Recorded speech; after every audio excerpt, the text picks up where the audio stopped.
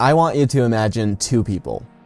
The first man wakes up and does his usual routine before work, and it's all a blur. He goes to work, and when he comes home, he isn't even really conscious of what he did.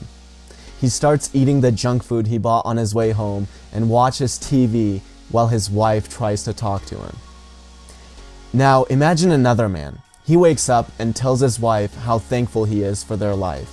He drives over to his business and is passionately working to build it into something great.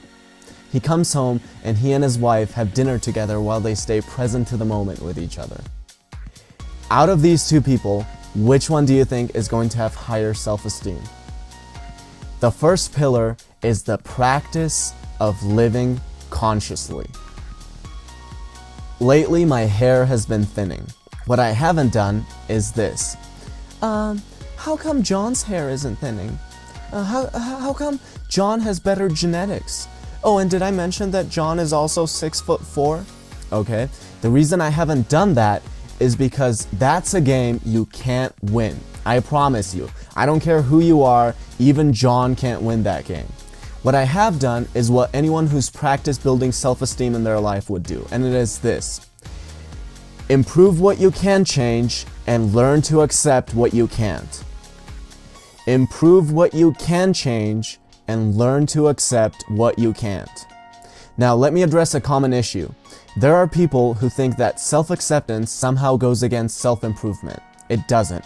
In fact, self-improvement can only follow self-acceptance. If I didn't accept that my hair was thinning, I wouldn't start researching what the right haircut needs to look like for me, and I would end up looking like Bobby Charlton. The second pillar is the practice of self-acceptance. I know a lot of people who are so physically unfit that it jeopardizes the most important things in their life, like their health and their relationships. And when they get confronted about it, a lot of these people have learned a little trick that has been really trending lately. Apparently, everyone I know who is unhealthy because of a medical condition.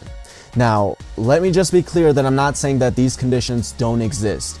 I'm just saying that 19 out of 20 of these people don't have it.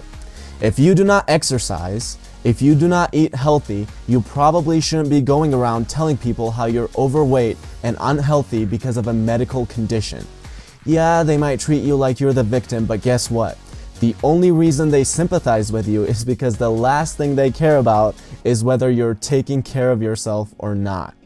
The third pillar is the practice of self-responsibility. I don't know of a single person who doesn't take responsibility, loves playing the victim, and also has high self-esteem. If I had a kid and I could only teach him one thing before he went to college, it would be how to stay authentic to his true self under pressure. Other than special occasions with my girlfriend where I'll have some champagne, I don't drink. I haven't found that to be something of value to my life. When I was in college, I would go out with my friends and there was always that thing of, come on, let's get drunk. And I was bad at a lot of things, but the one thing I was really good at was being really grounded in what I believed in.